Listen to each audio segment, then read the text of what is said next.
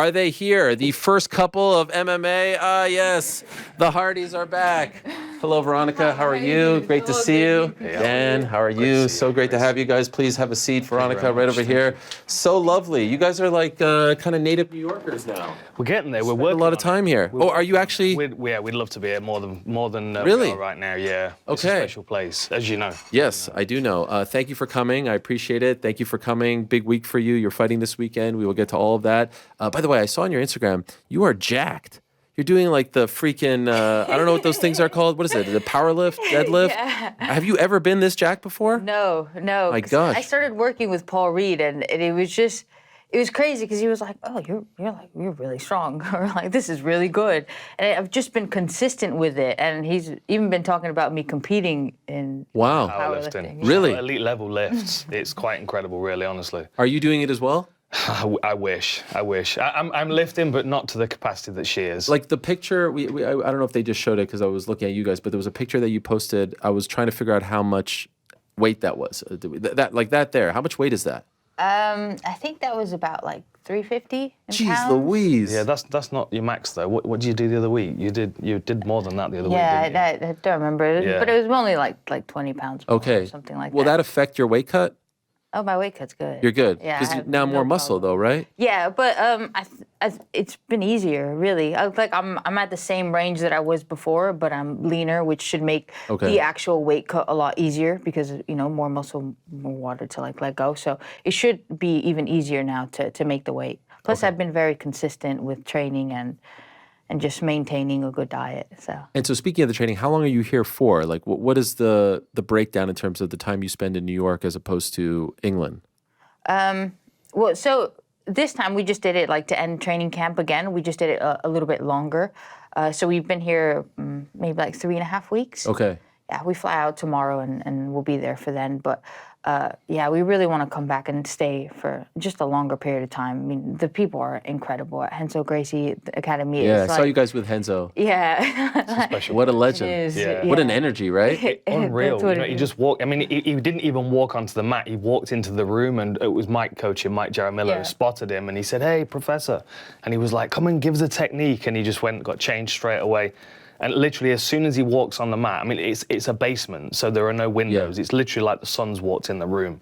Everyone comes to life. Everyone's glowing. He's good energy. He's walking around. He checks on every single pair in there.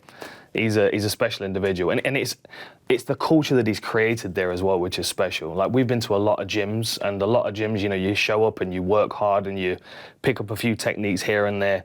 This place feels like a university. Like, people are sitting around with iPads and they're asking lots of really good questions. Like, just to sit and watch on the mat, we learn so much. Is this the one on 30-something Street? We've been going between two. So headquarters is, what is it? 30th. 30th, yeah. And then we've been going to Union Square as well. Oh, wow. Working with Sean Look at you Santella. guys. Real New Yorkers. I love it. Okay, we have several things to talk about before we get into the nitty-gritty. Number one, what about Saul Milton in studio a few weeks back, giving you guys some love, right? Yeah. Messages I saw today, that. actually. Chasing status. Yeah, What a legend. Yeah, what a great. A real proper fight fan. Like he. Oh, absolutely. This dude's watching prelims and all this Dude, stuff. he was. I met him at prelims at Cage Warriors. He was sitting on stage. Most of the VIP area is empty, and he's sitting there watching the fights, really tuned in. I'm like, that guy's really, really giving it some attention. Do you know who he was? I had no idea. Oh, wow. I, of course, was aware of Chasing Status, but never. I never I met said any. status. Well, I'm not sure what's correct. No, I think Did you because check I think with them? they're proper English groups. You have to call them by what the English Is that call right? them. Yeah. So status. I got a lot of shit when I called it status. Okay. The group, so status. Are you gonna walk out to one of their songs this time? Yeah. Yes. Oh, Okay. The same one. Okay, Same we're one, sticking yeah. with it. Sticking Yeah. with it. Did you have that for? I know the last time you walked out to it, the Yeah. first fight back. Did you walk No, out to it? because they didn't have it. It hadn't come out yet. I walked Okay. out to Censor. Yes. That also had Ira and stuff. So. I feel like we've reached a point where you can get your own. Like, you know how they made a version for Tyson Fury? Yeah. I feel like they need to make a Veronica Hardy one. But that one's just perfect. Nobody Yeah. better than V. yeah. Yeah, it works. That's not It works. bad. Yeah. No, that's They can Saul's. whip that up. I'm not taking any credit for that. Saul Yeah, said no, he that. messaged Oh, really? me that today. Oh, sick. Yeah. Oh, wow. Yeah. Is he working on this? No, I don't think so. Okay. He just messaged me that. Oh, my gosh. Okay, so that was great. Forrest with the big win on Saturday. Are you guys too locked in to watch for us? I've not even watched the main card from the weekend yet. Wow. I'm so focused on her fight. You know, we've got other stuff obviously with PFL and Bellator coming up, so that's taking any additional attention I've got. Okay. But I'm just watching Aldrich. You shut it off after Jack Shore got screwed.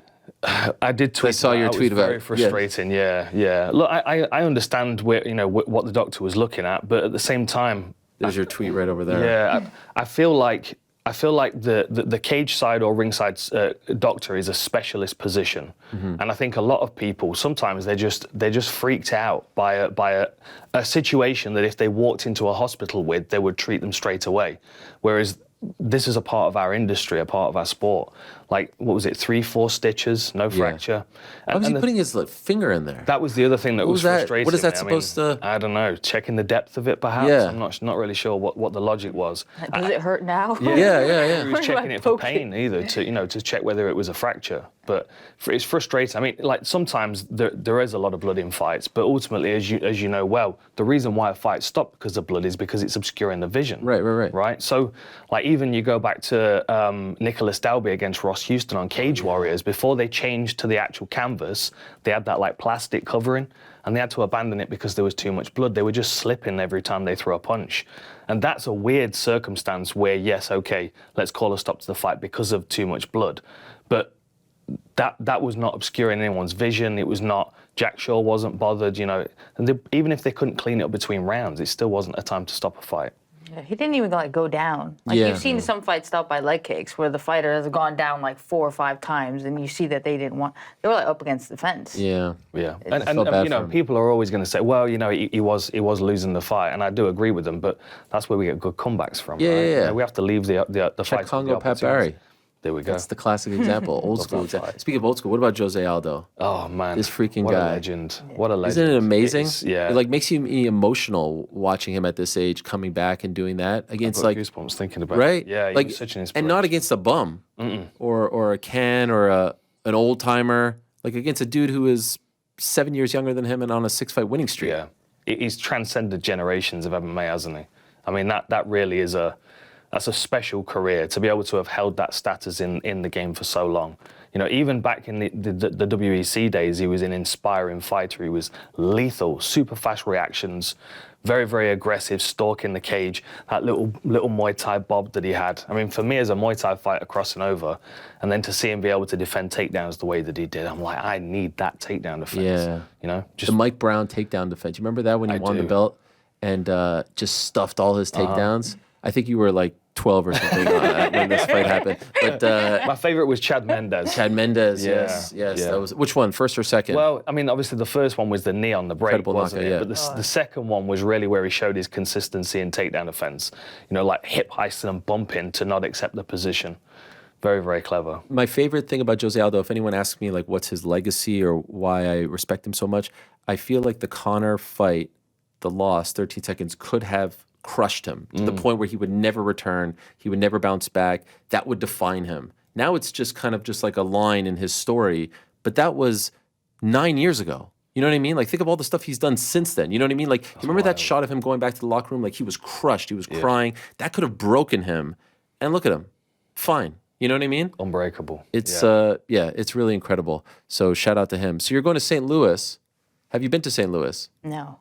Good barbecue, but I wouldn't recommend it beforehand. A little salty. Yes, maybe afterwards there's barbecue, mac and cheese, all this stuff. Do we like this fight? I feel like this is a nice step up, JJ Aldrich. Yeah, it's definitely a step up just because she's such a veteran of the sport. She's so well respected and such a good fighter, a very good fight IQ. I find her fights are always very entertaining. So it's a great opportunity for me and obviously, for her as well. So the last time we spoke, you were 1-0 since the return. Now you're 2-0, right? Do you feel like the confidence that you have right now? You're approaching this, nice little step up. You're going on a run. I feel like this, Veronica, I guess we call you 2.0 or 1.0, I don't know which, but like it feels like you've never been more confident. You've never been more sure of yourself. Obviously, the connection with Dan and the team is great. How would you describe how you're feeling internally?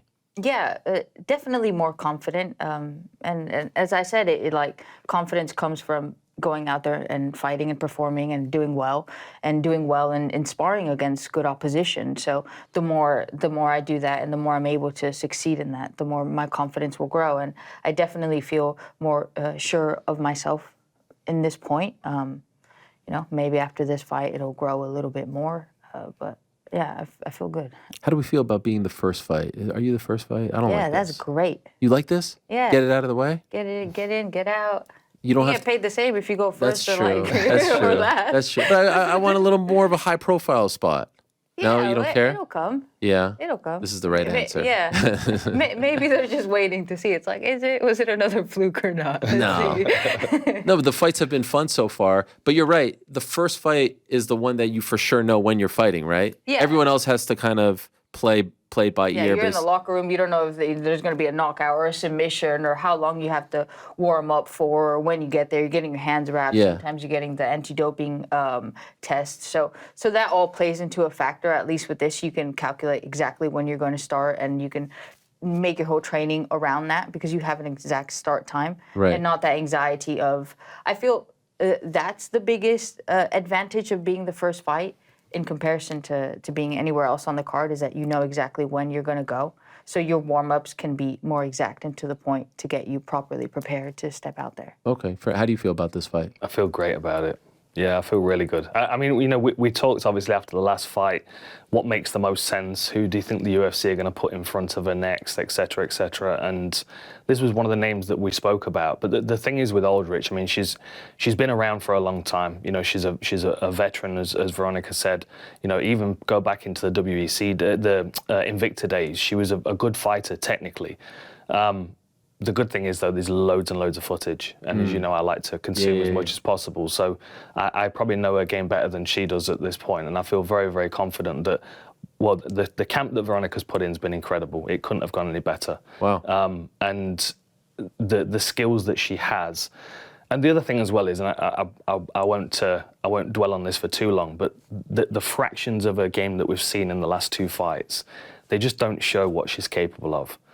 This is why I'm confident. That's why I'm smiling, and it's fight week. Yeah. I could be feeling. I feel like very you know different. something, like you've seen the movie play That's how out, I and you feel. can't wait to show your friends. That's how I feel. That's the look on your face right now. It's like this. Yeah, it's like this weekend. People are gonna see another step up in her game. Especially given the work that we've done at Renzo Gracie's, all the people that have been inputting into her game. She's learned so quickly, and I'm just excited for people to realize how good she is.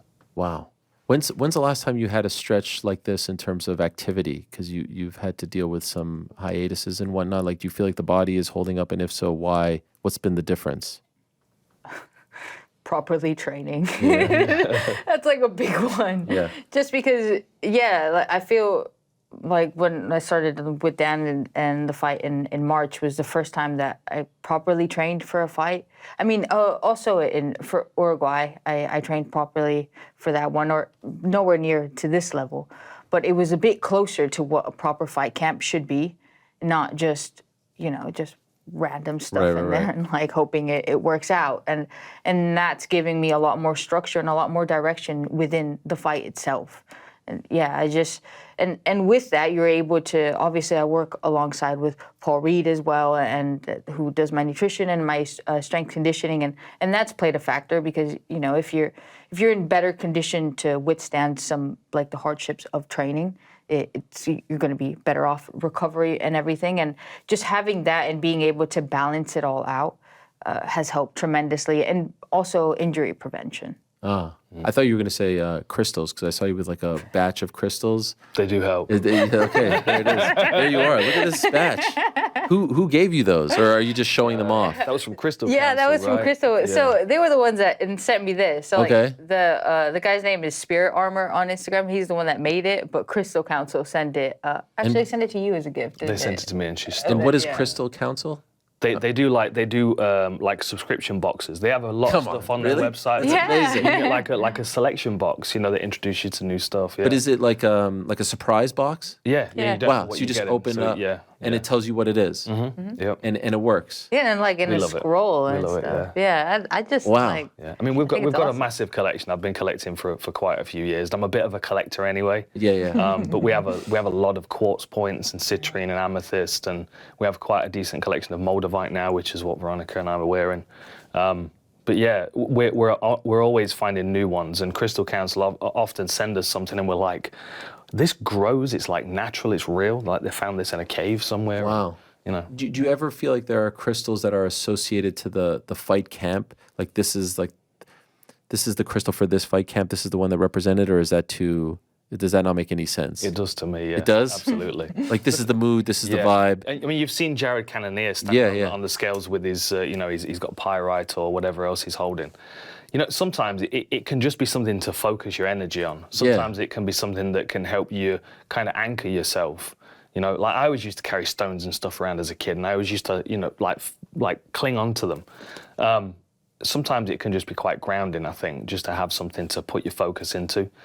People can meditate with candles and a variety of different things. It depends on how deep you want to go into it. Right. But there's certainly more to quartz than we know. I mean, you know, quartz watches, quartz radios. Right. Quartz has its own vibration, and there has to be something to be learned from that, I think. By the way, that room, I know that room. That's your training room, right? With all the gloves. How many gloves do you think you have in there? I don't know, 100, 150 maybe? And have you? There's a lot more gloves than are on that wall. Is that? Have you worn them all? Yeah. Oh yeah, absolutely. And so why would you have so many? Because I like to test them. Okay, so you're collecting them as well. Okay. Yeah. I don't get rid of gloves. I mean, there was a time when I would throw gloves away, or they'd just get so destroyed that they would be horrendous to keep around. I'd throw them out. But there was a point where I started keeping the fight gloves because I would wear them a couple of times, and then I wouldn't wear them for training afterwards. Like you see a lot of people keep their UFC gloves, but then they get old and battered because they wear them for the next training camp. So I just kind of started to put them to one side and keep a hold of them. And then people would gift me gloves from their fights. And, Karolina Kowalkowic's partner, he gave me a pair of gloves that he wore in one of his fights. Oh, wow. You know, can you add these to your collection? That's Wow, what an honor. Cool. Yeah, really cool. I've got a pair of Ricky Hatton's gloves. And, Wow. Yeah, I've got a pair, in fact, Jimmy Gifford gave me in Vegas. And they were worn in a Evander Holyfield fight. By Evander? No, by the opponent. I'm spacing on the guy's name now. Was it Mike Tyson? No, it wasn't. Unfortunately, it wasn't. Michael Dokes. Okay. Michael Dokes. That's still pretty awesome. And he wore them for one fight, and they completely disintegrated. He must have punched like a truck. Wow. Yeah. I love that. Have you tried the new UFC gloves? Not I yet. haven't. No. Okay. I'm looking forward to it, though. Yes. Well, I think I saw a tweet of yours. I think you thought it was going to be something else, right? Yeah. You thought it was. Did you get duped by like some meme, some Prime meme stuff? Because you were like, oh, this is just to be sold. But they're actually legit. Yeah, they are. I mean, the thing is, they look a lot like the gloves that they would ask you to autograph to give away. Oh, shit. Do you know what I mean? That's not good. Like they don't look like a modernized version of the gloves that they're currently using. Okay. And I don't think the shaping of the gloves changes the problem that we're currently having. I hope that it does, and I will reserve judgment until I've seen a pair, but they don't look like they're going to do the job to me. What do you think? You Can't knock it till you try it. Okay. This is a very sensible. Absolutely. I appreciate that. I've seen some people. I saw one guy, I forget who it was, like hold up both. And there was a bit of a curve, but I don't know if that's enough. It's just that the thing is with the gloves, and we found this when we were in Austin for your last fight. They wouldn't even let us like manipulate the gloves before. That's bizarre to me. Yeah, like what they used to do is like you used to select your gloves on the Tuesday, and they would roll them up and wrap the Velcro around, so they would stay rolled in the bag. They for a let few you do days. it in the past. They always did it. They automatically always did it. It was always something that I thought was a good idea. So they would roll the gloves and then they would wrap the Velcro around, and then they would be stored for 2 or 3 days in that rolled position. And then when you would unwrap them and get them back, they did have a curve in them. But they were forcing that curve in over the fight week few days.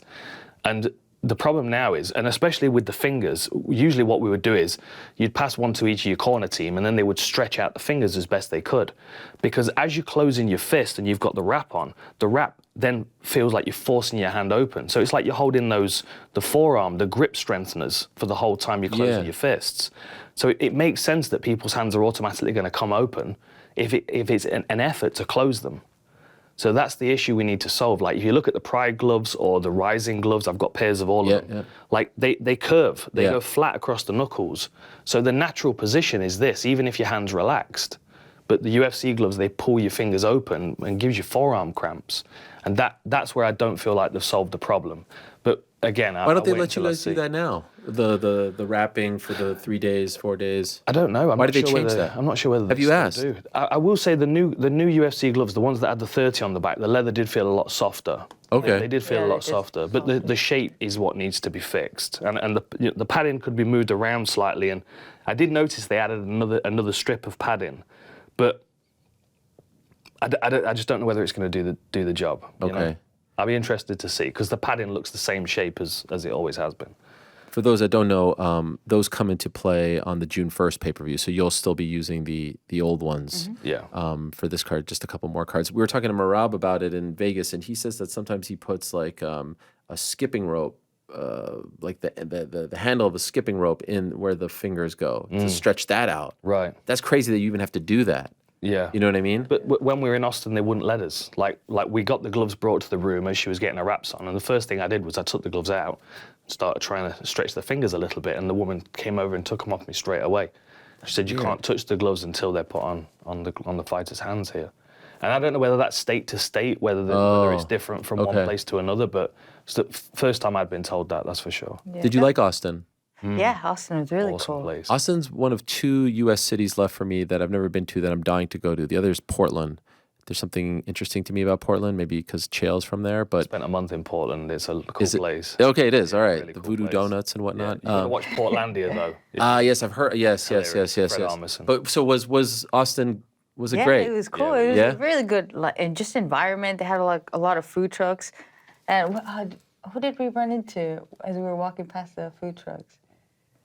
I can't remember. Terrence McKinney. Oh, Terrence McKinney. Oh, Yeah, yes. yeah, he was there and he was walking. And Before the fight or after the fight? I think it was after. Yeah, it was after Yeah, the it was fight, yeah. after, and it was just like a really nice atmosphere. Yeah. It looked like the city is growing a lot, and like people are just coming together into the city. But I've heard it's getting more expensive now because people are, wanting to go there more. There's a lot of building going on there. Yeah. Like, it's going to change a lot over the next few years, for sure. It's one of the more popular cities, probably because of Joe Rogan moving over there. I'm kidding, Yeah. but it is you're become. not. Yeah. He has made it a lot cooler for sure. and more popular. We were talking before you guys came in about the announcement that the Manchester pay-per-view is going to be in the middle of the night in England. I'm curious, as an athlete who lives in England, right? For now, you call England home. How would you feel about that? About having to fight 2 a.m., 3 a.m., 4 a.m. if you're a main eventer, 5 a.m. Well, that's why I messaged Juan and I was like, so if you need for interviews, I'll be ready. I mean, I don't like it for the fans because then the energy is like dead. Like part of the reason, obviously, as a fighter, in comparison to like the Apex, for example, that you go into a crowd and I know I'm the first fight. I know everybody's there and stuff, but there's still excitement and there's energy for that to be there. And for as much energy as you want to have, it's going to die out throughout the night. And I just feel like it makes the atmosphere there not as pleasant as it should be, and it's like a bit not fair because all these athletes have worked so hard, Right? And they're going to have to change their livelihood in order to compete at home. Right, that's the thing, because like I saw fans complain. And I understand they're the paying, customer. Yeah. But I feel for Leon and Tom and Arnold who live there.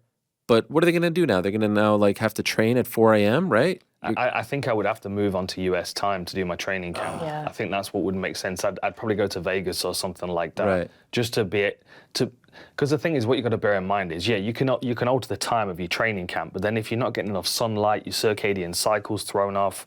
Like, I worked backstage for the Bisping Henderson 2 fight, and everybody was flagging. Like everyone in backstage was like, it's like 3 o'clock in the morning. And, And the other thing as well, which is worth keeping in mind, like, and this is the same all around the world, but the UK fans like a drink. And by that point, they will have been drinking. And like that energy will now start to have died off. And people don't want to start developing hangovers as the main event's walking out. You know what I mean? Right, It's right, like, right. because it's going to be a weird atmosphere in there. Like, the card's going to be great and the fights will be great, and that's really what saved. Was it 204 the last time? Yeah, Bisping Henderson. Like, the fight saved it. The Bisping Henderson fight was absolutely wild, but it does take an additional effort. And I honestly don't think there's anything wrong. The one thing I don't take into account is whether it clashes with any kind of American mainstream sports if it was done earlier in the day for America. But like, once in a while, I think it might be a nice change to have them earlier in the day. 100%. Right? Are you surprised they're doing this? I am a little bit, yeah. Especially because the whole conversation was that we're going to come back and reward the UK fans. And this, it doesn't really feel much like a reward. Because even people that are going to be at home watching on TV, they're still going to be like sitting, falling asleep as That's the thing. The main card's on. And we try and stay up and watch the fights, and it's not easy. I don't know how the European fans do it. I have so much respect. Like, commitment. they're staying up for pay-per-views once a month, I get it, but some of them are staying up for all the fight nights. Like my friend Pete Carroll, who you guys know, like, he's watching all these fights. I don't know. I don't know how you do it. Like, your Sunday is killed, right? You're going to bed at 4 or 5 a.m.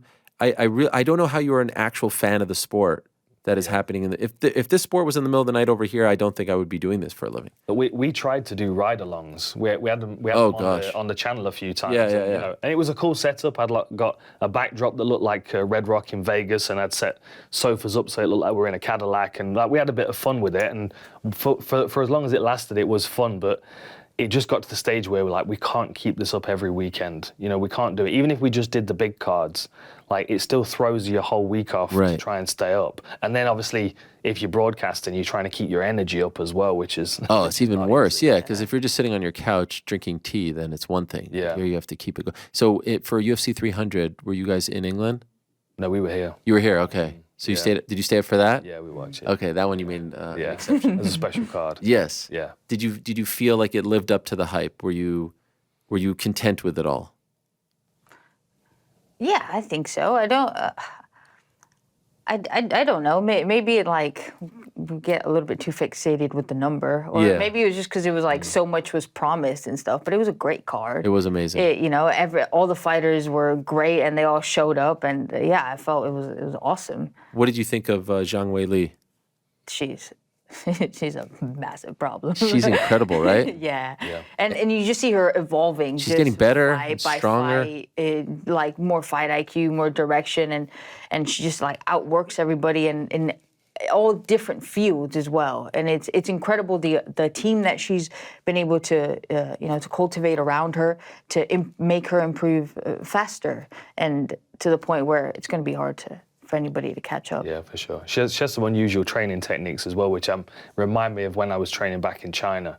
You know what I mean? What? Like, there was something I saw her doing a little while ago, and she was doing like foot stability and grip strength training at the same time, and she was like standing on her toes in a lunge position, holding kettlebells, and a lot of that was like traditional kung fu. Like, we would have stones that had finger holes hollowed out, and we would hold them out in positions, and wow, you know what I mean? And there's like an echo of a traditional martial art in a preparation, which I think is really cool. I love that. Did you think the fight should have been stopped at the end of the first round? Yeah, probably. Because it looked like she was done. Yeah.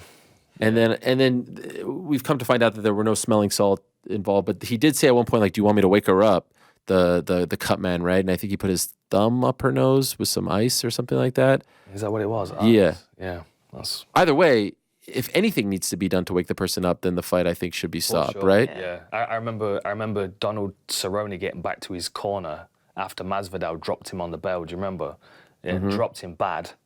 Couldn't get back to his stool. When they sat on his stool, Greg Jackson, obviously, being very familiar with his fighter, he's like, "Hey, Cowboy, here we are again. You're fine, you're okay." And Cowboy's like sitting there like he just woke up from a really bad dream. You know what I mean? He's looking around, and it took them the minute to kind of help him realize that he was in a fight. That should have been stopped. Yeah. And then he came out and got TKO'd the second time.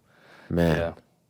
when you guys see, like, when you see Max, when you see him do that, when you see like moments like that as a fighter, like, it's one thing for the fans to react and we're like, holy shit, like, what is your reaction as a fighter when you see a sequence like that? Like, two guys, this guy's up, 10 seconds left, meet me in the middle, and he does that. How are you reacting to that? Same. You're just like, holy fuck, right? Yeah, It's that just, was I just think he looked so great, and I don't know how much of it played into a factor that he didn't have to cut as much weight because his fight was at 155. it's a great point. Because It's a great yeah, point. that's what I feel like. He didn't have to dehydrate. We've seen pictures of him like before making weight, and that is scary looking. Yeah. You know, and to go out there and perform, it's not going to be as easy, especially with the weight difference. People have to bear in mind that it's not only when you make weight, it's the whole camp leading up to it. It's the whole camp where you are restricted with calories, where you don't get the recovery that you need in order to go to the next session. And the sessions are more about losing weight than they are about getting better Technique, or yeah. feeling sharper or looking at things. And maybe that weight kind of gave him this like extra spark. And I feel like that's part of what we saw.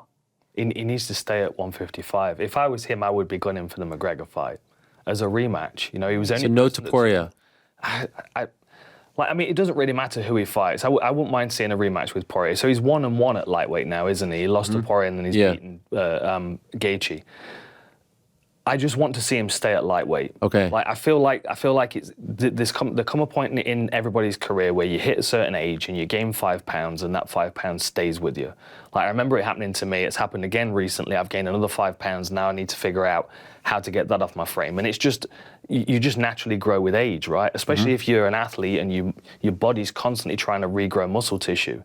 Like Max Holloway at 155, in my opinion, is going to be a far healthier and higher output fighter than he would be if he kept cutting down to 145. I don't feel like he needs to do it anymore. He did a lot at 145. Yeah, no. I mean, there's really nothing. I mean, he's the champion there for so many years, one of the best ever. So you would, if you were advising him, you would say, wait to see how Conor plays out, or even win or lose.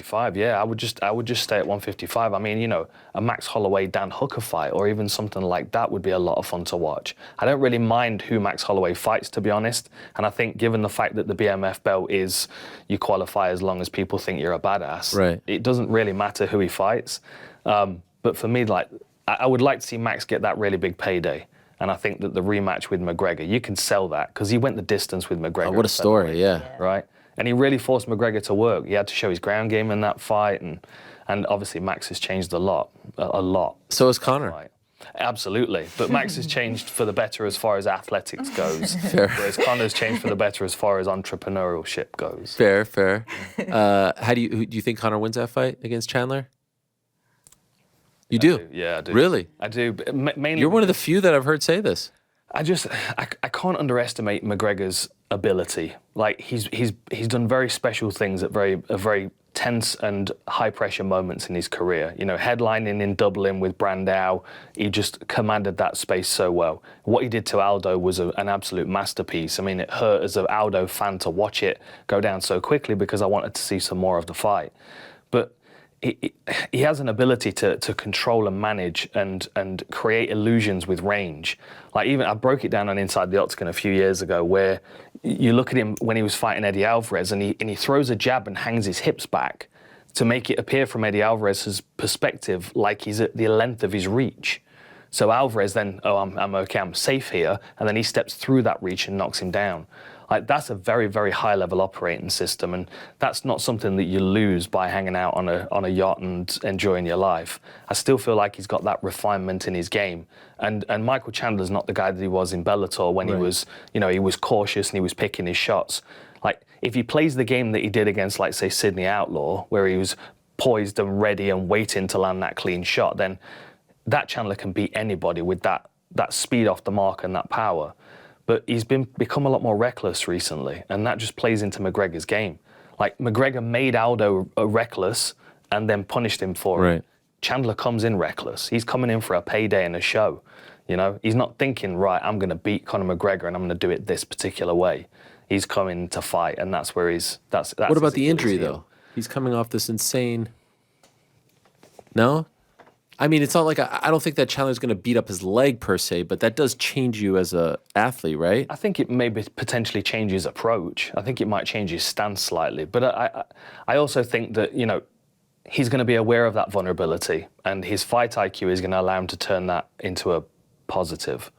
So you might even see him leaving that leg out there as a target so he can punish Chandler for attacking it. You know, use it as bait. Yeah. Oh, wow.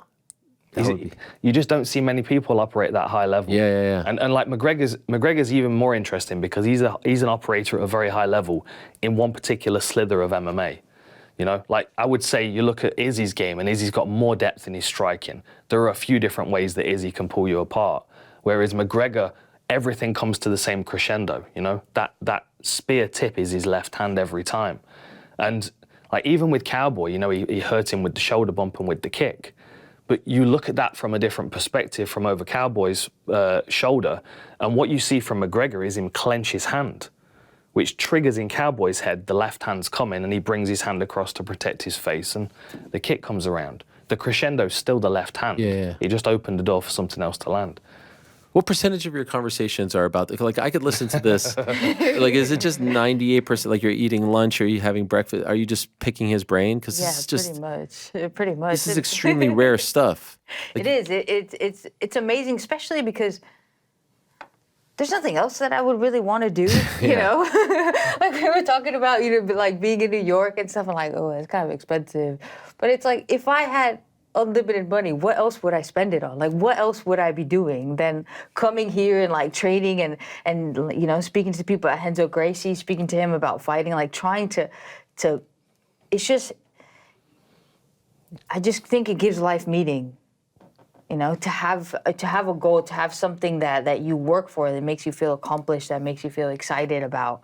And when there's depth to it, when you see that there's more, that it's not just like a few things and that's it, then that's where you can really be excited about it. And to have him around, to have him teach me things, and it's like, and it's little things, and it's different ways to see things in different ways to put it together, and then me filter it to how it fits in my body, and what, or like if a little tweak that I make based on my height, or anything in that particular aspect, and then he builds off of that as well. Like all of that is just, man, it's great. And they're not. Let me just. They're not one-way conversations at all. It's not just me bombarding her. She's a much better grappler than me. We have lots of really good conversations about things that are, you know, beyond my knowledge levels. You know, and being here in New York, and now we're around grapplers that are better than both of us, and we're like, my goodness, the knowledge that's out there. It's like sustenance for the brain. You know what I mean? And it's inspiring to be around it. And like it's reinvigorated my love for martial arts being here, and for, you know, being a part of Veronica's training camps, because she dedicates so much to it. She thinks about it constantly, you know what I mean? Like you'll show her something one day and she uses it in the rounds the next morning, you know what I mean? And then she's got questions in the afternoon as to this didn't work, I need to tweak this. And I'm just here as a student absorbing all of this as well, you know what I mean? So like she's also doing the breakdowns in 3 languages. I only do them in English. She does them in English, Spanish, and Portuguese. You should see him how he gets like right after like morning practice. He'll be buzzing. Oh, Just be like, Walking down the street, a little skip in my step. yeah. Drinking my coffee. Yeah. This is great. Is there ever a we have point? to move here. We have to move here. Is there ever a point where you're like, we need a break from MMA? From just let's talk about something else. Then it goes on to like watching Canelo. Or Yeah. Did you guys watch that? Dude, yeah. I just watched Now Inouye this morning. Freaking hell. I love that guy. Yeah. I love him. He got dropped in the first round and then he came back. What a knockout. And put him down twice with the hook as well. Yeah, special. Canelo, I was there for DAZN, and I've never been to a Canelo fight, and it was Mexico versus Mexico. So that was cool in its own right. But he's a beast. Like they want to write him off. They want to say he's too old, too slow. Look what he's doing. 65th pro fight. That's absurd. He's a beast. To still be doing that against a younger guy. And he's just more certain of his game as well. You know, that's the thing I love about Canelo. He's just got this kind of... I actually said when we were watching it, this for me feels like Munguia's Mayweather performance, like Canelo had. Yeah. You know, he's good enough, but he's just not quite there yet. Whereas Canelo he is leaps and bounds ahead. And I think a lot of that is because of the Mayweather fight. You know, sometimes you just need to touch that greatness to be able to reach it yourself. And we're going to see Munguia go on. And so I agree with you, but I don't think that Munguia's ceiling is as high as Canelo's ceiling. Okay. I don't think he becomes who Canelo became. Do you know what I mean? Yeah. Yeah. 43rd pro fight. He's still, he's put a lot of mileage, but he's only 27. I just don't know if he's incredible in terms of what I loved about him on Saturday was he was fearless. He wasn't like Charlo against Canelo back in September, and he's like kind of waiting. And this dude just went in and said like, let me just give it my best shot, which you have to respect, right? Yeah. First time on that stage, on that platform with those eyeballs on him. I love the way he fought. I just don't know if he has it in him to become the legend that Canelo became. Yeah. I mean, it's we'll see. Yeah, it's difficult to follow in those footsteps, isn't it? I want to see Crawford Canelo. Oh, man. I want to see Crawford in MMA. Guy can wrestle. Yo, you see those videos? Absolutely. He would be an idiot if he did MMA, given the money that he makes. But but I would love to see it as well. He probably could be the best one to come over just based on that knowledge alone, right? Like the way he moves his hips. Yeah. His kids wrestle too. Yeah. I would love to see it, and now he's getting involved with the Saudis.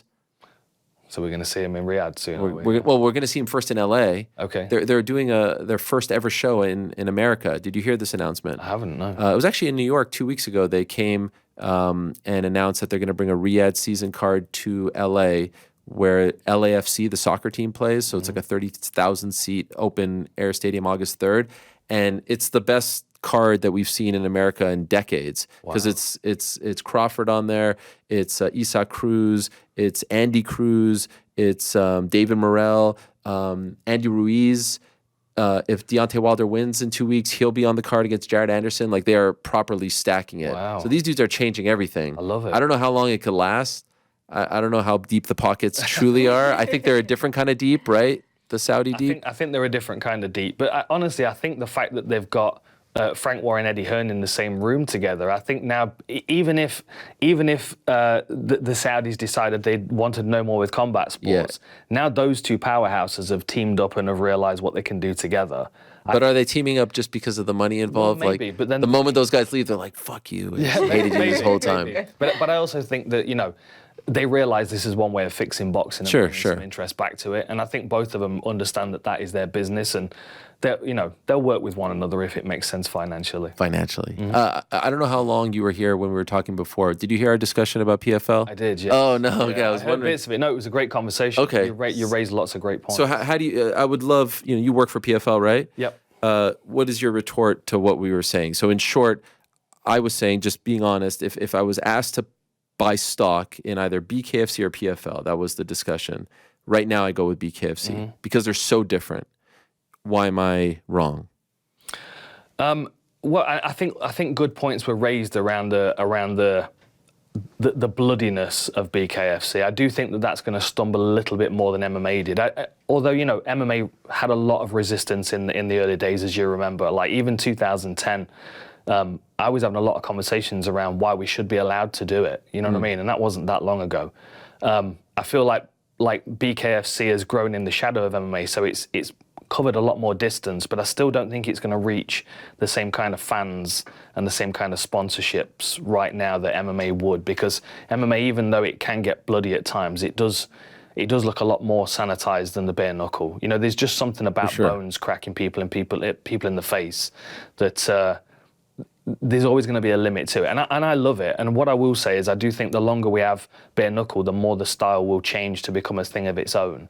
Like if we'd have had bare knuckle events at the same time as MMA was starting out really in North America in the mid-90s, I feel like we would have had a style that would have developed to suit it more. Right now, people are still stepping in there like they're wearing boxing gloves, and they're still trying to trade like they've got boxing gloves on. Like, you remember the old bare knuckle boxing photos, they're all standing way back. Like, that style will come back eventually, I do feel. And I feel like if we give it time to breathe and the money to back it, that we're going to have something really interesting. I like the branching off. My heart's always in MMA because, like, we were talking about this the other day. You watch, Now You're In Away, for example, or Canelo and stuff. And if I was them, I would be so proud of myself for being really good at that particular thing. But now with the emergence of MMA, I would still feel like, I've still got that deficit. Like, someone could just kick me in the leg and dismantle my game. So for me, that's where MMA is always going to have that broader appeal, because there's more to it. There are more ways to win and lose. There's more intrigue, more characters at the moment, at least. And I always think certainly the Instagram generation are going to be drawn to MMA more because their faces are left more intact than bare knuckle. Okay, because I was wondering if you were saying, like, just the TikTok generation will be attracted to the car crash that is BKFC as opposed to MMA. But then they're not watching the fights and they're not watching the pay-per-view. This is the issue. They're watching slap fighting. They're watching, they're watching things that can play for 10 seconds Sure. on their phone as they're scrolling. Right. Like people aren't really watching bare knuckle for the art of it. They're watching it for the bloodiness and for the knockouts. Absolutely. And MMA did start like that, of course. You know, that there was a like a carnal intrigue to it. You know, it's some kind of sanguine addiction. But at the same time, when people started to understand the sport more, it did grow a lot quicker. PFL Bellator, PFLator as Dana called it the other day, which I thought was very funny. Like we're not perfect. There are a lot of things that we could do differently, absolutely. But we have a major stake in mixed martial arts. We've got a lot of good things coming up, and we are moving forward. We're a very, very small company compared to the UFC as a whole. Like when we go to Fight Week next week, it is they pretty much take over the hotel, as you know, and we're not operating at that level yet, but we're moving in that direction. And I'm just proud to be able to be a part of something that I can have a real good influence. And I hope in. you don't view it as me like hating on PFL. In Look, fact, we need to be listening to these conversations that you guys are having because you all raise really good points. And the only way that PFL and Bellator are going to keep moving forward and growing is if we listen to the fans. We listen to the people that know the sport as well as you guys do. I hope the right people are listening because I do feel like it could become something quite special. The league is an interesting conversation. There are really good things about it. There are also challenges as a matchmaker that come with the league format. But at the same time, you know, the boldness of doing something different, I think, is attracting some interest. You do have to have something different than the UFC. There's no doubt about it. BKFC is so different. How do you feel about it? Like, can you watch it? I know there's some fighters who refuse to watch it. They think it's too gruesome watching the bare knuckle stuff. Are you okay with it? I refuse to watch it. I just haven't watched it. Okay. You're not interested in it? Not really. There's not like... Is it because you don't have the time, or is it because you think it's... There's some people who think it's just too much, too violent. Yeah, no, I don't think it's that. There's just so much MMA. There's so much, There's so much MMA. And then there's boxing. There's so much stuff to learn, and that I get to the point where I'm like, okay, I have to be a bit selective on what I'm watching. Of course. Because, you know, but yeah, I'm not... I don't know. I think it's fine. Like, it's worked out great for like Mike Perry, and I feel like there is a demographic of fighters that suits them more based on their style, and I'm glad that something like that exists for them to really showcase. Because if not, like if you just had Mike Perry, like in the UFC, for example, although he was very popular, there was like a different animalistic aspect of him that wasn't as well celebrated as it can be in bare knuckle. You know, but yeah, for me, I just haven't watched it. There are often guys in the gym, that's a good point. The guys that walk in the gym, and had they walked in the gym, you know, 10 years ago, it would have been MMA or boxing, they're your choices. And they're not quite as finesseful as they would need to be for boxing, and they're not quite as, you know, tolerant with the learning that they would need to be for MMA. Like, I could get someone come in and he can punch with anybody, but like you've got to learn takedown offense, otherwise you're going to not be able to punch anybody. And he's like he's a perfect candidate for bare knuckle, right. And he could be trained accordingly and make the money that he's worth if he's going to try and sacrifice himself to the fight game. You know what I mean? You want to go in the right direction. And there are just certain people that are not going to be suited to MMA, but they won't be suited to boxing either. You know, I like the fact that it's here and that it exists, and I do think it's interesting that it's growing. I do want to see the style evolve more, and I do think that would interest me a bit more if I start to see something a bit different though. How involved were you in the signing of Paul Hughes? I was one of the people at the back of the car trying to push it up the hill. Okay. Yeah. Like I was trying to push to get him signed last year. I know James Fruin as well was pushing hard to get him signed. It's difficult to understand how successful Paul Hughes could potentially be, because people are not really paying full attention to his career yet. He's not had the opportunities to really prove himself. Like, if you watch him fight Jordan Vucenic, fantastic fighter. Paul Hughes looked spectacular in that fight. He needs these opportunities to step up to show people where he's at, and if he doesn't get them, then he's going to stall in his enthusiasm, and that would be an absolute travesty. As soon as I knew the UFC weren't picking the phone up to him, I'm like, we need him. Like, we need him on the roster. I can't wait to call his fights, He's a very, very special fighter. And I think people will realize with the 1 or 2 right opponents to really launch him into the stratosphere, I certainly think people are going to recognize the freight train that is Paul Hughes. He'll be making his Bellator debut June 22nd. First time at 3 Arena for him, which is pretty cool.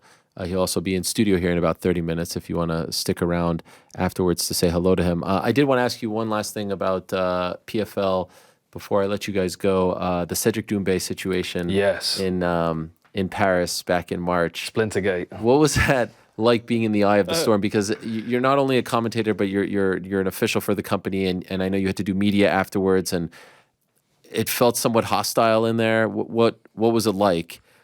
It was having to deal with that. And how do you feel about the decision now 2 months later? It's a very complex circumstance. Yes. And there are certain things that can't be discussed, and I don't want to be the person that's going to be discussing those live on air. What I will say is that Cedric was checked backstage. Like, we weren't doing checks cage side. This was a decision of the local commission. I didn't like it. I don't want people getting in the cage without being checked cage side, and it's something that I'm pushing to get changed. But Cedric walked out with bare feet, right? Like, that floor was not suitable to be walking around with bare feet. Like, he was walking through areas where public were walking in shoes and stuff, and like, but at the same time, I had a splinter in my toe the other day while we were sparring, didn't I? And, wow. And I laughed. I said, I've Doumbe'd myself. Yeah. I just carried on the session. You know what I mean? Like, you carried on? Yeah, of course. I mean, it's a splinter. Like, I relocated my thumb when I fought Anthony Johnson because I dislocated it. Yeah. You know what I mean? Like, I feel like to be tuned into a pain that must be so minimal like that, you're not entirely focused on the fight. And I wonder where else his head was. Because you've got to be present when you're fighting someone like Baki. Yeah. It's a sold-out arena. Everyone was there to watch that fight. It was a very high-stakes fight. I would have fought through anything to stay in there. Anything. You could have snapped both of my arms before the first round, and I would have still tried to kick you in the head. Do you know what I mean? And this was the point I made at the press conference. Like, we've seen fighters standing doing interviews with Joe Rogan with dislocated toes, you know, and like John Jones had his toe relocated in during the interview. I don't know. It was a very frustrating and disappointing situation. I've spoken to everybody involved, including all the officials. I feel like there was a bit of a breakdown in communication. Absolutely. I feel like it could have been stated better that you can't call an end to you can't call a halt to the fight. I've had that conversation with Mark, and the other thing as well is, like, Mark is in my mind, he is the best referee in the game. It's a very difficult job, but at the same time, as a referee, you have to make sure that you're protecting yourself, because he came out of that and got a lot of heat for it, which I don't think he was deserving of, because he had a fighter that turned to him 2-3 times and like expressed the pain. And as an official, if you go and buy the rule book, you tell me that you're in pain, I have to call a stop to the fight. You know, it was disappointing because we all wanted to see a culmination, but I don't think we would have had a conclusion after 3 rounds anyway. I felt like that needed 5 rounds. It needed a rematch. I feel like I still want to see the rematch now. I mean, obviously, you know, Doumbe's fighting. He's fighting on my birthday at the Bellator events on my birthday. In May. And that's going to be a really interesting fight for him, because Jalil, you know, he's a long-time veteran of the game. What is he, 16-5? He has a lot of decisions where he's able to control and drown people out. And that's going to be a real tough test for Doumbe, someone that's got that much experience in MMA. But I feel like this is going to be lingering in the back of his head and the back of some of the fans' heads. You know, like that Baki rematch. Why didn't they just run it back? Or why didn't you run it back? It all comes down to money at the end of the day, doesn't it? It all comes down to money. I think it makes sense to put it on again. I think we could go into a much, much bigger arena with it as well. Like, Doumbe's a special star. You know, Pete was talking about this after the event. Like, there is something very special about Cedric Doumbe. For sure. I think he lost a little momentum in that, but I think he can get it back on May 17th at Bellator. But there are also lots of other conversations around who Doumbe is going to be fighting before the end of the year, and lots of familiar names are being thrown around. Ooh. So I think they're planning on stepping him up very, very quickly if he's successful on May 17. Okay. So May 17th is your birthday. That's a huge show. You'll be there? I will be there commentating, yeah. Thankfully, it didn't coincide with this. with May 11th. Absolutely. What would you have chosen, by the way? Your wife's fight, or you're just happy you didn't have to make that decision? There's no option for a choice there. Okay. If she's fighting, there's nowhere else in the world I could. Oh, what an answer, huh? What a guy. That was the right answer. It's the only answer. Yeah. Honestly, I couldn't be anywhere else. Could you imagine not being there? No. At this point? No, not at all. Not at all. That would be torturous. But what I will say though is, because I don't really coach her too much when she's sparring or when she's training, we have a lot of conversations afterwards because I want her to own the martial arts. So if ever I wasn't there, she doesn't need me there. Yeah. You know, I'm there for moral support and just to kind of keep things moving smoothly. But ultimately, like I'm teaching her the way that my martial arts teacher taught me. And he never coached me to be there in the corner. And, you know, that was a self-defense thing. He was teaching me in case I was on my own on the street and being attacked. I wasn't taught to be coached, if that makes sense. No, that makes sense. So everything that we do, this is why a lot of the stuff is quite philosophical, the way that we talk about it. We talk in principles a lot more than techniques, because I want her to understand the game in a way where she thinks for herself and she doesn't need me there. I love it. And she's getting there. She's getting there. Well, good luck to you. Thank you very much. Looking forward to it. We'll be locked in from the first fight. Thanks. Watching. Hopefully we get the walkout. We get to see the walkout. Sometimes they don't show the walkout. So I'm looking forward to that remix to Bararan, the V remix. And wish you the best. It's amazing to see this new version of you and how you've evolved and the stuff that you're doing. It's a lot of fun. So well done. Keep it up. And you know, our TD, technical director, her name is Andy. She is also, I don't know if I mentioned this to you, she is also from Venezuela. Oh, is she? So we root for you over here. Thank She just became a mom as well. But Oh, it's amazing. Congratulations. everyone, and then we have Frank back there who loves Tool and keeps sending me things of the Tool guy working out. But I still haven't quite. I can't figure it out. When it gets you, it gets you. It got me when I was 16 in art college, and I've been hooked on them since. Okay, God bless. I'm not against it. It hasn't got me yet. I'll be honest. I listened to it after our interview. I put it on, and it just wasn't speaking to me. Yeah.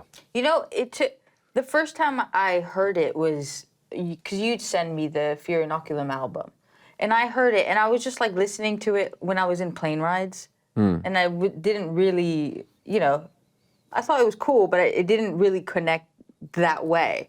And it wasn't until we saw them live, which is in May 2 years ago, that I felt like it touched a part of my soul that I thought was broken. Wow. Okay. When I was there, That's I deep. was just like, and like I said, it wasn't even that I went there because I was a fan. I did like the music, but I didn't go there for myself. I went because it was his birthday. She took me as a surprise. I had no idea. We're walking through town, and I have no idea where we're going. And I keep seeing people with Tool T-shirts, and I'm like, is Tool playing in Manchester? Wow. Are we going to see Tool tonight? Wow, that's sick. Yeah. What a present. And we're gonna see them this month. Yeah, Oh, we'll see really? him in Birmingham. Oh, Yeah, wow. we're going to see him in Birmingham in Yeah. Okay. June, is it? Yeah. Yeah. Wow. All right. Well, a lot to look forward to. Good luck to you. Happy early birthday. Good luck in Paris as well with the show. Thank you for stopping by. I really appreciate it. As you head out tomorrow, yes? Yes. To St. Louis? Okay. Well, there they are.